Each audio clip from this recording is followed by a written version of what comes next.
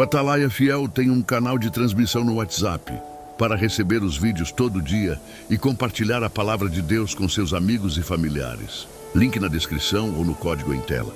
Continuemos agora com nosso estudo e que o Espírito Santo oriente nossos corações e ouvidos. Olá, boas-vindas a mais uma jornada de descoberta.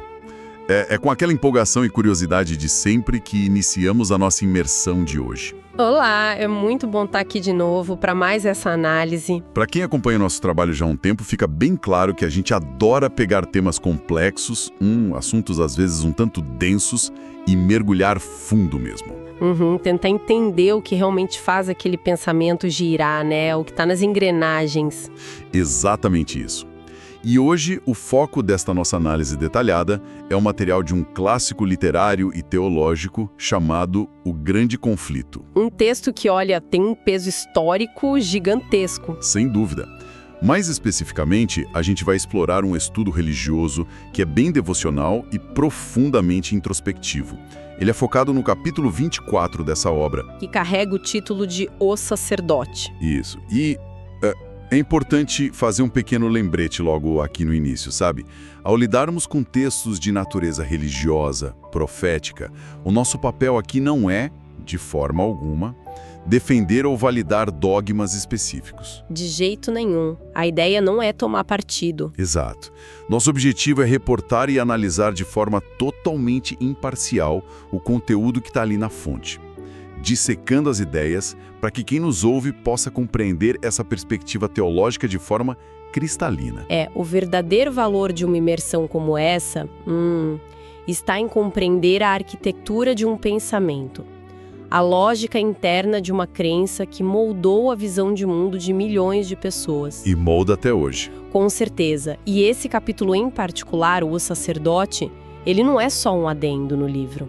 Ele é uma peça central, a verdadeira pedra de toque ali na estrutura. Não é só uma teologia teórica, né? Abstrata. Longe disso.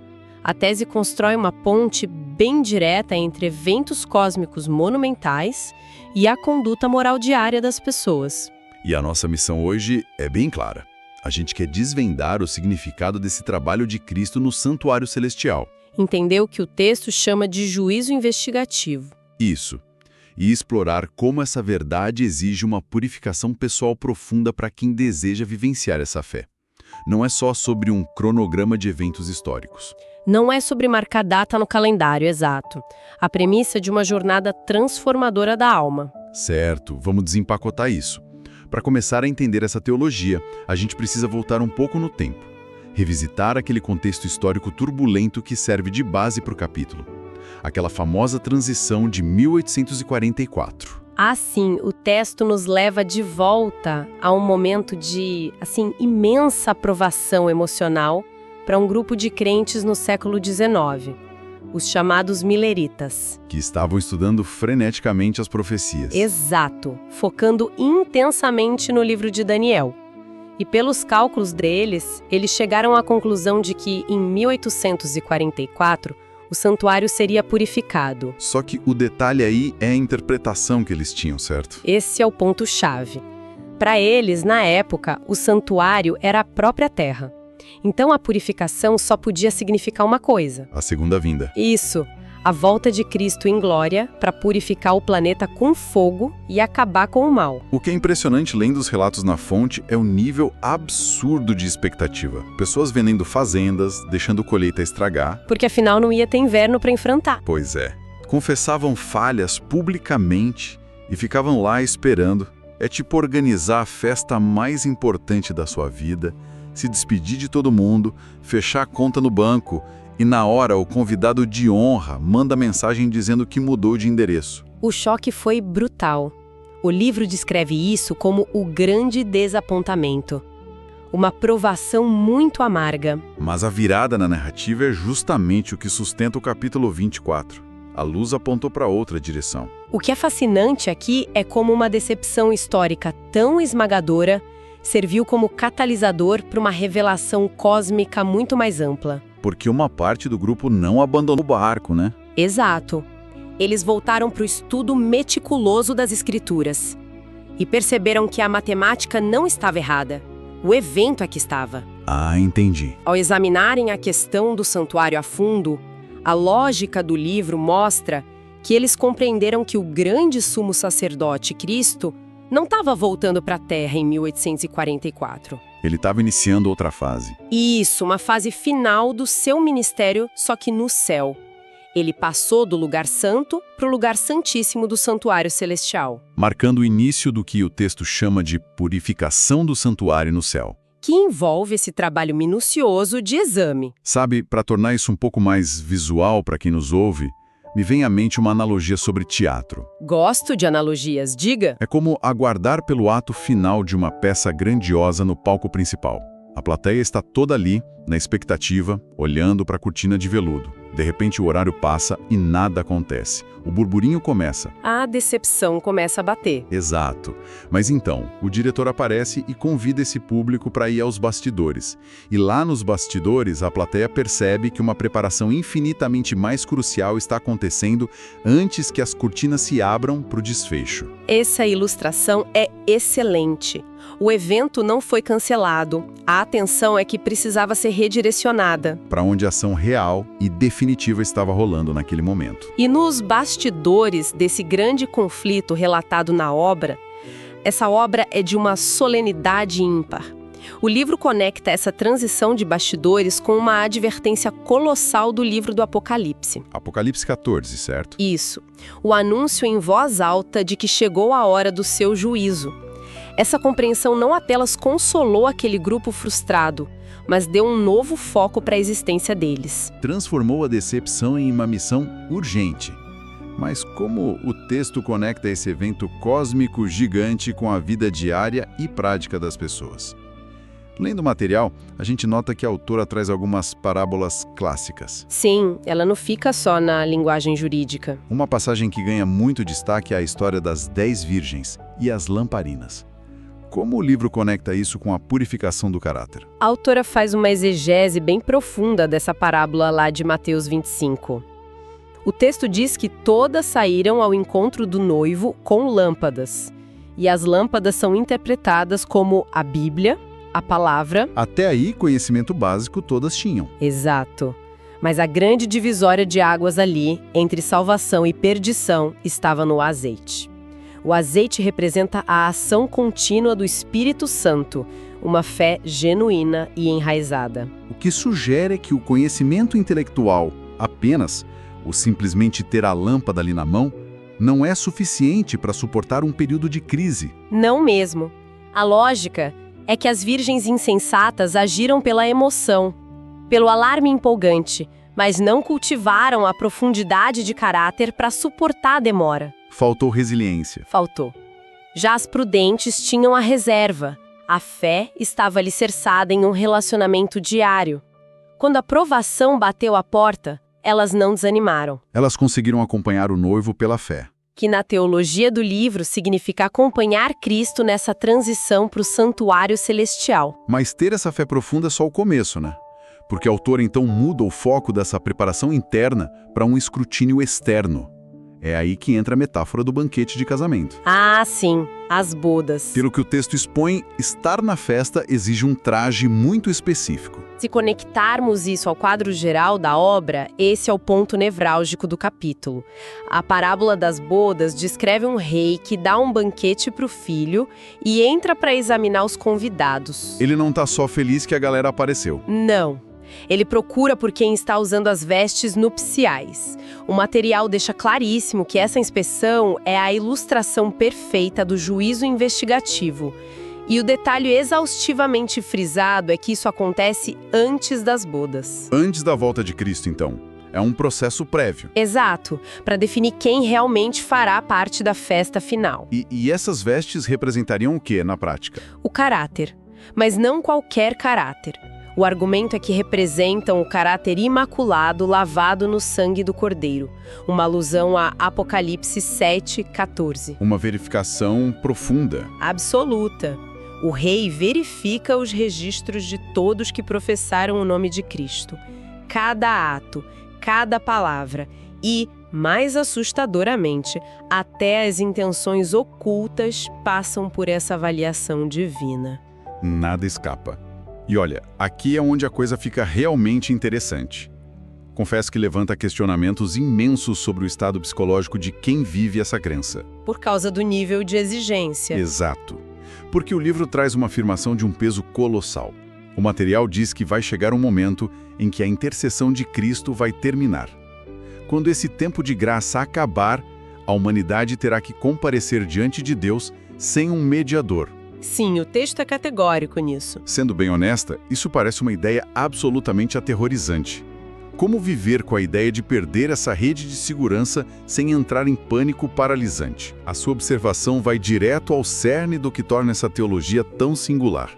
Viver sem mediador soa de fato aterrorizante para nossa mente humana falha, mas a análise detalhada mostra que a intenção não é o desespero.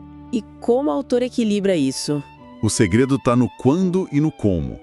A tese defende que, enquanto Cristo atua hoje como mediador, a graça divina é abundante. O momento de ficar sem mediador só ocorre quando a obra de purificação já foi concluída na vida dos fiéis. Ah, isso é importante. Não é que a rede de segurança seja retirada enquanto a pessoa ainda está caindo. A rede é retirada porque o indivíduo já se encontra firme e seguro no solo. Essa distinção muda tudo. Então, o argumento sustenta que o tempo atual é o momento de fazer essa limpeza pesada.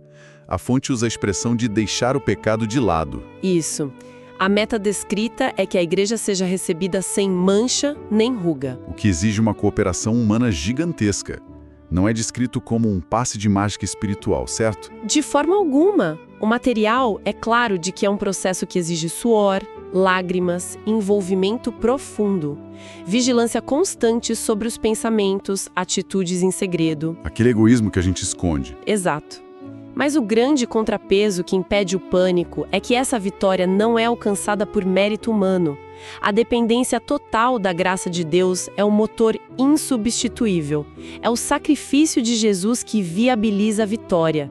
O convite é para cooperar enquanto a graça está disponível. Então, o que tudo isso significa para a continuidade da história? O livro gasta um tempo considerável mostrando como a humanidade reagiu a advertências no passado. Qual é o risco de simplesmente dar de ombros e ignorar o peso dessas mensagens? A autora é quase cirúrgica ao recorrer a esses exemplos históricos. Ela cita os dias de Noé como um arquétipo. Uma mensagem de advertência foi pregada por mais de um século, e a sobrevivência dependia puramente de como reagiriam. E a imensa maioria escarneceu. E pereceu. O livro também menciona Sodoma, onde a complacência resultou em destruição total. E de forma bem comovente, analise os dias do próprio Cristo. Como os líderes religiosos que eram estudados fecharam os olhos para a verdade que estava bem ali. A grande tese nas entrelinhas é que a salvação ou a ruína sempre dependeu de como a pessoa reage à luz concedida no seu próprio tempo.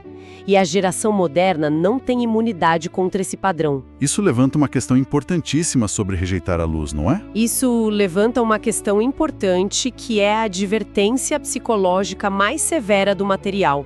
A autora usa a passagem de 2 Tessalonicenses 2. O apóstolo alerta sobre o destino de quem não recebeu o amor da verdade. E o que acontece com essas pessoas? A dinâmica é aterradora. Quando a verdade é rejeitada de forma deliberada, o espírito de proteção é gradualmente retirado. As pessoas são entregues aos próprios enganos que passaram a amar. O indivíduo abraça a ilusão porque é mais fácil e o resultado é uma cegueira permanente. É uma dinâmica incrivelmente psicológica. Quando a verdade é inconveniente, exige abandonar um hábito que traz algum tipo de vantagem, faz total sentido que a pessoa fique vulnerável a uma mentira confortável. A dissonância cognitiva busca alívio. E nesse conflito cósmico, o adversário está na espreita para fornecer exatamente a ilusão que o coração obstinado quer consumir. A rejeição vai cauterizando a capacidade da mente de discernir o que é real. Sem dúvida. A tática primária do engano é fornecer substitutos palatáveis para a verdade. E a proteção real contra essa cegueira reside justamente em compreender a obra de Cristo no presente. A lógica é que quem entende a gravidade do juízo investigativo, mas reconhece o perdão ilimitado de hoje, encontra a motivação para amar a verdade. por mais dura que ela seja. Chegando à reta final da nossa imersão, vamos sintetizar a magnitude de tudo isso. Nós fomos do trauma de 1844 até a transição para o Santuário Celestial. Analisamos o juízo investigativo em pleno andamento e a necessidade inadiável de ter essas vestes nupciais prontas para quando a intercessão acabar. É um volume enorme de implicações. E a implicação prática torna o capítulo 24 um verdadeiro manifesto de estilo de vida. Saber que vivemos no grande antítipo do dia da expiação deve alterar a bússola das nossas decisões diárias. Espera aí, só para a gente garantir a clareza máxima. Antítipo do dia da expiação. Essa é uma palavra teológica bem pesada que aparece lá na fonte. O que a obra quer dizer com antítipo no contexto prático? Excelente pausa. Na teologia abordada, o tipo funciona como uma maquete, um ensaio no palco da terra. Todo o sistema de sacrifícios no antigo Israel era o tipo. Entendi. A representação. Isso. Já o antítipo é o evento real, grandioso e definitivo no céu. Viver no antítipo do dia da expiação significa viver no momento da história em que o verdadeiro apagamento dos pecados está acontecendo nos registros do universo. A realidade em vez da sombra. Ficou muito mais claro. E fica evidente que a intenção da autora é que isso traga um peso diferente para o dia a dia. A premissa é que não existe mais tempo neutro. Absolutamente. O que se escolhe assistir, a honestidade naquele negócio pequeno, a forma como se trata alguém que não pode te dar nada em troca, tudo é bloco de construção desse caráter sob exame. É um chamado inescapável à autoavaliação. E, para sermos justos com a obra, o livro insiste que a provisão divina é infinitamente maior que o peso dessa responsabilidade. Deus é retratado concedendo luz e força emocional para quem o busca com honestidade. Trazendo esperança e não um medo esmagador. Exatamente. Uma esperança ativa e purificadora. Um céu que esgota seus recursos para salvar e lapidar, mas que respeita soberanamente o livre-arbítrio. Aquele momento de deixar uma ideia reverberando na mente após lidarmos com fontes tão densas. Uma semente que expande o material estudado.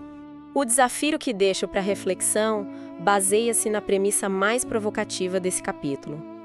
Se tomarmos como real a mensagem de que o juízo foca no caráter e exige vestes imaculadas, se os livros de registros celestiais fossem abertos para leitura pública neste exato milissegundo. Nossa. Focando não no que o mundo vê e aplaude, mas focando nas intenções ocultas, nas motivações inconfessáveis que moldam quem nós somos quando ninguém está olhando. Quais intenções profundas seriam reveladas sobre as fundações das escolhas de vida de cada um de nós? Parece ser o primeiro e mais doloroso passo para essa transformação proposta pelo texto. E fica aqui o nosso incentivo para que a busca profunda pela verdade nunca estagne. Continue examinando as fontes e buscando aquela compreensão que transcende a superfície. Encerramos por aqui o nosso profundo estudo devocional de hoje. Até a nossa próxima imersão.